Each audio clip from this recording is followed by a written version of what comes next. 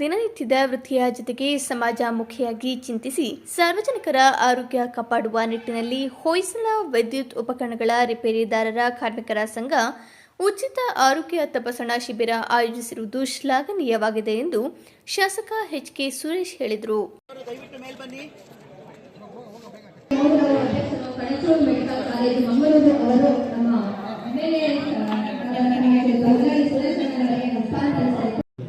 ಕಾರ್ಮಿಕರ ಬಗ್ಗೆ ನನಗೂ ಚೆನ್ನಾಗಿ ಅನುಭವ ಇದೆ, ಕಾರ್ಮಿಕನಾಗಿಯೂ ಅನುಭವ ಇದೆ, ಕಾರ್ಮಿಕರನ್ನ ಕೆಲಸ ಮಾಡಿಸಿಯೂ ಅನುಭವ ಇದೆ. ಇವತ್ತು ಯುವ ಜನತಾದಳ ಅಥವಾ ಕಾಂಗ್ರೆಸ್ ಯುವ ಸಂಘಟನೆ ಅಥವಾ BJP ಯುವ ಸಂಘಟನೆ ಇವರುಗಳು ಇಲ್ಲಿ ಸಂಘ ಕಟ್ಟಿಕೊಳ್ಳುವುದಲ್ಲದೆ ಈ ಕಾರ್ಮಿಕರು ಸಂಘ ಕಟ್ಟಿದ್ದು ನಾನು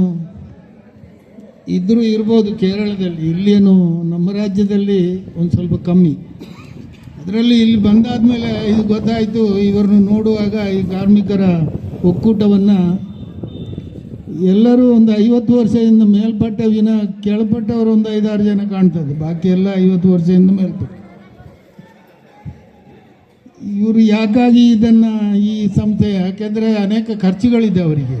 ಇವತ್ತು ಈಗ ಊಟ ತಿಂಡಿ ಈ ಸಾಮ್ಯಾನ ಕಣಚೂರು ಆಸ್ಪತ್ರೆಯಿಂದ ಬಂದಿದ್ದ, ಹೌದು, ಕಣಚೂರು ಆಸ್ಪತ್ರೆ ಉಚಿತವಾಗಿ ಈ ಎಲ್ಲ ರೋಗಿಗಳಿಗೆ ಔಷಧಿಯನ್ನು ಕೂಡ ಕೊಡ್ತಾರೆ. MLA ಅವರೇ, ಇವತ್ತು ಔಷಧಿಗೂ ಕೂಡ ನಾವು ಚಾರ್ಜ್ ಮಾಡುವುದಿಲ್ಲ. ಕಣಚೂರು ಆಸ್ಪತ್ರೆ 1200 ಆಸನವುಳ್ಳ ಬೆಡ್ಡಿನ ಆಸ್ಪತ್ರೆ. ಕಣಚೂರು ಆಸ್ಪತ್ರೆ ಸ್ಥಾಪನೆಯಾಗಿದ್ದು ಮಂಗಳೂರಲ್ಲಿ ಕೊರತೆ ಇರುವುದರಿಂದ ಅಲ್ಲ.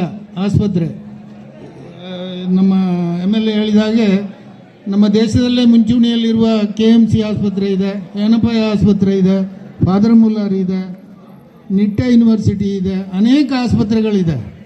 ಅದೆಲ್ಲವೂ ಆದ ಮೇಲೆ ಕಳೆದ 13-14 ವರ್ಷದಿಂದ ಕಣಚೂರು ಆಸ್ಪತ್ರೆ ತಲೆದೋರ್ತು. ಯಾಕೆ ತಲೆದೋರ್ತು ಅಂದರೆ ನಮ್ಮ ದಿಕ್ಕಾಪಾಲ ಮಾಡ್ತಕ್ಕಂಥದ್ದು 90%. ಆ ದಿಕ್ಕಾಪಾಲನ ಯಾವ ರೀತಿ ಮಾಡುತ್ತೆ ಅಂದರೆ, ಯಾವ ಡಾಕ್ಟರ್ಗಳು ಮೆಡಿಸಿನ್ಸ್ ಕೊಟ್ಟರೆ ನನಗೆ ಉತ್ತಮ ಆಗುತ್ತೆ, ಸುಧಾರಣೆ ಆಗುತ್ತೆ ಅಂತಕ್ಕಂಥದ್ದನ್ನು ಇವತ್ತು ನಿಮಗೆಲ್ಲರಿಗೂ ಗೊತ್ತಿರ್ತಕ್ಕಂಥ ವಿಚಾರ. ಎಲ್ಲ ಒಂದಿಷ್ಟು ಸೈಕಾಲಜಿಕಲ್ ಎಫೆಕ್ಟ್ ಇರುತ್ತೆ.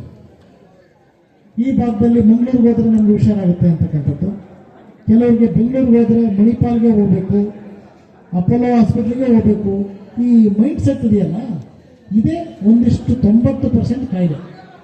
ಏನು ಡಾಕ್ಟ್ರೆ, ಮಕ್ಕಳುಗಳಿಗೆ ಕಾಯಿಲೆ ಆದರೆ ಚಂದ್ರಮೌಳಿ ಇರೋದಕ್ಕೆ ಹೋಗಬೇಕು ಅಂತಕ್ಕಂಥದ್ದು ಒಂದಿಷ್ಟು ಮನಸ್ಥಿತಿಗಳಿರ್ತಕ್ಕಂಥದ್ದು. ಇದಕ್ಕೆ ಪೂರಕವಾಗಿ ಇವತ್ತು ಒಂದು ಮೆಡಿಕಲ್ ಕ್ಯಾಂಪ್, ಬಹುಶಃ ಮೆಡಿಕಲ್ ಕ್ಯಾಂಪ್ ಅಂತಕ್ಕಂಥದ್ದು ಎಲ್ಲ ಕಾಯಿಲೆಗಳನ್ನ BP ಶುಗರ್ನಿಂದ ಹಿಡಿದು ಹಾರ್ಟಿಂದ ಹಿಡಿದು ಮನುಷ್ಯನಿಗೆ ಬರ್ತಕ್ಕಂಥ ಕಾಯಿಲೆಗಳನ್ನ ಎಲ್ಲದನ್ನು ಪರೀಕ್ಷೆ ಮಾಡ್ತಕ್ಕಂಥ ತಂಡ ಇವತ್ತು ನಮ್ಮ ಮೆಡಿಕಲ್ ಕಾಲೇಜಿನ ಕಣಚೂರು ಮೆಡಿಕಲ್ ಕಾಲೇಜಲ್ಲಿ ಇರ್ತಕ್ಕಂಥದ್ದು. ಹಾಗಾಗಿ ಇವತ್ತು ಇವರನ್ನು ಕರೆಸಿ ಇಲ್ಲಿ ಸೇವಾ ಮನೋಭಾವನ ಅಂತಕ್ಕಂಥದ್ದು ದುಡಿಮೆನಲ್ಲೂ ಒಂದಿಷ್ಟು ನಾವೆತ್ತಿಟ್ಟು ಸಮಾಜಮುಖಿಯಾಗಿ ಕೆಲಸವನ್ನು ಮಾಡಬೇಕು ಅಂತಕ್ಕಂಥದ್ದಕ್ಕೋಸ್ಕರ ಇವತ್ತು ಈ ಭಾಗದಲ್ಲೆಲ್ಲ ತಮಗೆ ಗೊತ್ತಿದೆ, ಆರೋಗ್ಯ ಏನಾದರೂ ಒಂಚೂರು ಏರುಪೇರಾದರೆ ಬೇಲೂರಿನಲ್ಲಿ ತೋರಿಸ್ತೀವಿ, ಹಾಸನದಲ್ಲಿ ತೋರಿಸ್ತೀವಿ, ಅಂತಿಮವಾಗಿ ಮಂಗಳೂರನ್ನ ಆಯ್ಕೆ ಮಾಡ್ಕೊಳ್ತೀವಿ. ಇದು ಸರ್ವೇ ಸಾಮಾನ್ಯ ಅಲ್ಲ ರಾಜಣ್ಣ, ಇದು ಸರ್ವೇ ಸಾಮಾನ್ಯ ಆಗಿರ್ತಕ್ಕಂಥದ್ದು. ಅಂದರೆ ನಮ್ಮ ಮನಸ್ಥಿತಿ ಆ ರೀತಿ ಇದೆ. ಏನಂದರೆ ಮಂಗಳೂರಿಗೆ ಹಾಸ್ಪಿಟ್ಲಿಗೆ ಹೋದರೆ ಹುಷಾರಾಗುತ್ತೇನೋ ಅಂತಕ್ಕಂಥ ಬಹುತೇಕ ಈ ಭಾಗದಲ್ಲಿ ಇರ್ತಕ್ಕಂಥ ಮಲೆನಾಡ ಭಾಗದಲ್ಲಿ ಇರ್ತಕ್ಕಂಥ ಡಾಕ್ಟ್ರೆ ಬಹುತೇಕ 90% ಮನಸ್ಥಿತಿ ಈ ಥರ ಇದೆ. ಅದಕ್ಕೆ ಪೂರಕವಾಗಿ ಇವತ್ತು ಮಂಗಳೂರಿನ ನಮ್ಮ ಕಣಚೂರು ಮೆಡಿಕಲ್ ಕಾಲೇಜಿನ ಒಂದು ಸಿಬ್ಬಂದಿ ಮತ್ತು ಎಲ್ಲ ಅಧ್ಯಕ್ಷರ ಆದಿಯಾಗಿ ಎಲ್ಲರೂ ಸಹ ಇಲ್ಲಿ ಬಂದಿದ್ದೀರಾ. ನಿಮಗೆ ಮತ್ತೊಮ್ಮೆ ಅವಾಗ ಅಧ್ಯಕ್ಷ ಮಾತ್ರ ಅಭಿನಂದನೆ ಹೇಳಿದ್ದೆ, ತಮ್ಮೆಲ್ಲರಿಗೂ ಸಹ ನಾನು ಅಭಿನಂದನೆಯನ್ನು ಸಲ್ಲಿಸ್ತೇನೆ. ಬನ್ನಿ, ಕಾರ್ಯಕ್ರಮ ಇದೆ 21ನೇ ತಾರೀಕು ಮಂಗಳೂರಿನ ಕಣಚೂರು ಹಾಸ್ಪಿಟ್ಲಿನ ಎಲ್ಲ ವೈದ್ಯರುಗಳು ಬರ್ತಾರೆ, ತಪಾಸಣೆಯನ್ನು ಮಾಡಿಸ್ತಾನ ಅಂತಕ್ಕಂಥದ್ದನ್ನು ಮನೆಗೂ ತಲುಪ್ತಕ್ಕಂಥ ಕೆಲಸವನ್ನು ಮಾಡಿದ್ದಾರೆ. ಬಹುಶಃ ನನಗೆ ಅನಿಸುತ್ತೆ ಯಾಕೆ ಈ ಮನೋಭಾವನೆ ಅವ್ರಿಗೆ ಬಂತು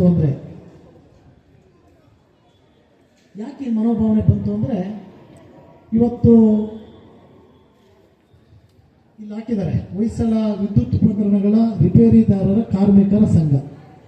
ಅಂದರೆ ಕತ್ತಲೆ ಆದ ತಕ್ಷಣ ನಮಗೆ ಬೆಳಕನ್ನು ಕೊಡಲಿಕ್ಕೆ ಕರೆಂಟ್ ಕೆಟ್ಟೋದ್ರೆ ಇದಾದರೆ ಯಾರು ಬೇಕು? ರಿಪೇರಿದಾರರು ಬೇಕು. ಆದರೆ ಅವರು ಬೆಳಕನ್ನು ಕೊಡ್ತಕ್ಕಂಥ ರಿಪೇರಿ ಮಾತ್ರಕ್ಕೆ ಸೀಮಿತ ಆಗಲಿಲ್ಲ. ಇವತ್ತು ಒಂದು ಹೆಜ್ಜೆಯನ್ನು ಮುಂದಿಟ್ಟಿದ್ರು. ಬೆಳಕು ಕೇವಲ 6-7 ಗಂಟೆಗೆ ಬೇಕಾಗಿರ್ತಕ್ಕಂಥದ್ದು, ಆದರೆ ಆರೋಗ್ಯ ತಪಾಸಣೆ 100 ವರ್ಷ ಬಾಳ್ಲಿಕ್ಕೆ ಬೇಕಾಗಿರ್ತಕ್ಕಂಥದ್ದು.